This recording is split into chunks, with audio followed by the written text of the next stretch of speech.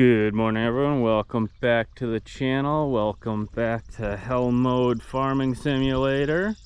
As you can see, the cows are out on pasture now, finally. I typically try for May 10th each year to get the cows out onto fresh grass. It's the 15th right now, so one day before you guys see this.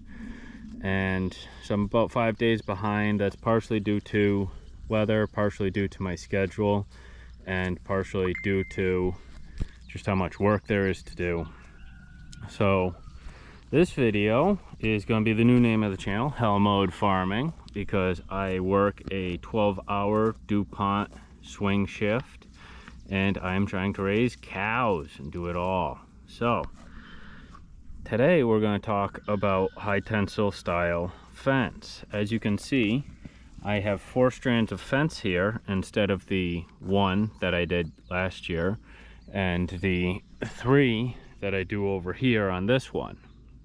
So the 3 style fence that's over here, this has been up since last year, so I haven't fixed it yet. I've got to go through and fix it.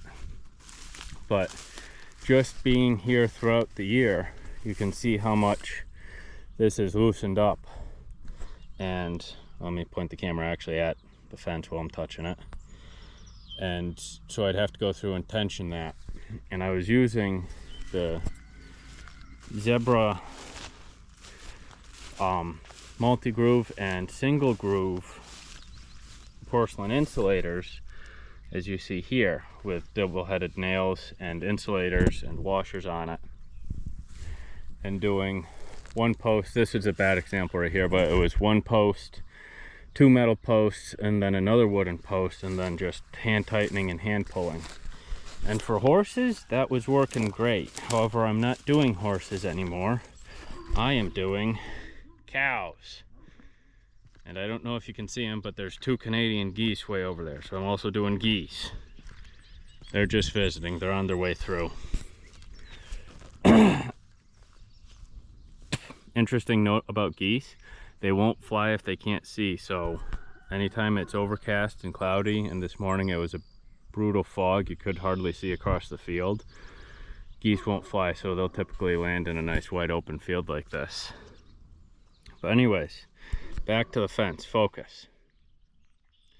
As you can see, I should brace this pole a little bit, but I have it so tight it started pulling the pole over. The high tensile, I'm not going to touch it. I'll touch this bottom one because this is a ground, is a lot tighter, and I can tighten this up more once I brace the posts. The issue is the ground is so soft. Even though this post is in 3 feet, it started pulling it just because the ground is so soft. So I'll have to brace that, and then I can tighten these throughout the year, and it'll do the whole run from the garden out to here. The gate obviously is not tightened down so that normal people can actually come and hook it and work it. But these, I don't know if you're supposed to go off the telephone poles, but I do. This section of fence is going to get taken down each year still because it's right next to the road and they need some place to push the snow. Even though I used to do it way over here, almost on the road, so that you didn't have to weed whack or work it. Then I did it in 1 lawnmower's width, and I did that for a year. Now I'm doing it over here, so it's going to be 2 lawnmower widths. And I do that because last time I had to let the town do it, they ran into the fence. Go figure. But over here, this section of fence just does between the 2 telephone poles, and then from that telephone pole up to that corner fence right here is tightened down there. So I can just come along, tighten them as need be. As you can see, that one's decently tight. Ooh, that one should not be hot. Oh, is this that snapped? Never mind. So I kicked that. I thought I heard the snap, but it was just this thick stuff. So that bottom one is a ground. And so that's mostly to keep the calves from working their way underneath. And I don't mind as much as you can see over here. The grass is going to grow up onto it. That's only 10 inches up out of the ground. I'm not worried about this fence post falling over. Like I said, it's in 3 feet. It's just because I had the fence so tight that it was starting to lean. But as you can see from over here, the grass has already grown up high enough it's touching the bottom one. Not drastically horrible because, like I said, it's a ground. That whole point is so that if you touch any of these top 3 and that one, you're getting the full connection of the full fence charger. And right now it's grounded out so that the woven wire around the garden is also grounded. So any bear trying to climb up over that, if they touch the woven wire and the electric fence at the top, they're getting an extremely hard snap, which should keep them all away. But this way I can let the grass grow up there. The cows can munch down and around it, but if they stick their head down, touch this one and that one, that's a no-go. They'll definitely get a good zap out of that. And then the second layer is 18 inches high, which is about nose height of the calves, so that they know not to go through. This third height is typically the nose height of a foraging cow. They'll bring their nose up to about that height and forage, go to the next one. And then this top one is just high enough so that they don't get the idea to jump. Even though I've seen a couple of them jump the corral fences, that was fun to watch. But this should dissuade them from jumping and dissuade the bull, but you can still reach over. I wouldn't step over it, it's a little high, it's 36 inches. So we're at 10, 18, 26, and 36. And it was quite an investment to go from the zebra system, the 1-strand and 2-strand, and the 1-strand, 2-strand. I'm still using the same metal posts and this style fence post on the middle ones to guide it. I would recommend going to T-posts. That's what I've been recommended to go to, but I can't afford to do that and upgrade to this high tensile style system at the same time. So I'm harvesting all of my own wood fence posts to save on cost.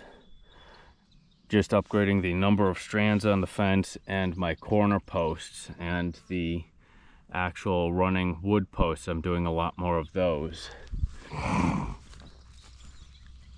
I'll leave a link to everything in the description below of the old style and how I did that, which works great if you have just horses or if you're going to just run cows there for the day and call them in for the night. But the way that I've been running cows more out in the field more frequently and just leaving them out in the field, letting them rotate field to field to field, and just making sure they have water and shelter in each field, that 1-strand wasn't enough. The wildlife was taking it down, they were pushing on it and taking it down, and it wasn't staying tight. So that's why I'm going to this system. You can see this is the Tractor Supply brand version. I'll leave the Zebra link and the link below. I'm still waiting for that delivery. It should be coming in the next couple of days. But I went down to Tractor Supply because they had it at hand to get this, just to get started on this while I waited for the Zebra system. I'll leave a link in both of them below. They're about the same price, but Tractor Supply was out. I bought 2 stores out of these. And if I ordered online, it would have been like a month to get them. And the Zebra, I had to buy other stuff from there as well. And I'm probably pronouncing that name wrong, but anyways, they should be here later this week and I can start working on all the rest of the fences. I need about another 200 posts, wooden posts to bring. I need to harvest another 200 wooden posts to do all of the stuff that I need to do. Anyways, so that is the upgraded fence system, and I will show you the upgraded ground system once all those parts come in and I get that finished off. Hi, Goose! There's 2 or 3 of them sitting right there staring at me. Anyways, that's the new name of the channel, and probably do both names for right now, hyphenated. I might make one full one. And the new fence system. I hope you guys are enjoying your summer and year so far. Questions, comments, concerns, or cool ideas, drop them in the comment section below. And don't forget to like, comment, and subscribe. Hi cows, are you enjoying your grass? Anyways, back onto cows while I've still got you here. The little baby ones were born earlier this year. I've got one more, that's why I haven't put them too far away from the barn yet. They still can go up into the corral at night, and that's where their water and shelter is. But before I put them over into that field, I want her to drop her calf. So hopefully she drops in the next week or two. And then yeah, we'll have fun redoing fence.